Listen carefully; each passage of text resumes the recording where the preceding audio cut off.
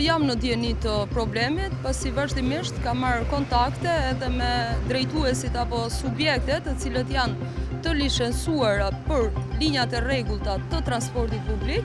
dhe vazhdimisht bashkë me shërbimet tona kemi sjell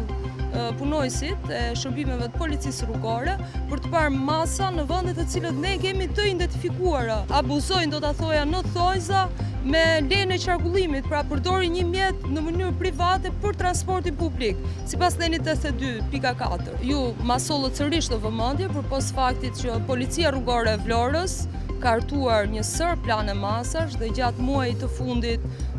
kemi treguar një tjetër përkushtim apo përkushtim më të madh për goditjen e këtij fenomeni. Krista Gjorgaqi, drejtori i Drejtorisë së Infrastrukturës dhe Investimeve Publike pranë Bashkisë Vlorë. Nga ana tonë do merren veprimet përkatëse, qoftë edhe në bashkëpunim me Policinë Rrugore apo edhe Policinë Bashkiake, të cilët e kanë detyrë funksionale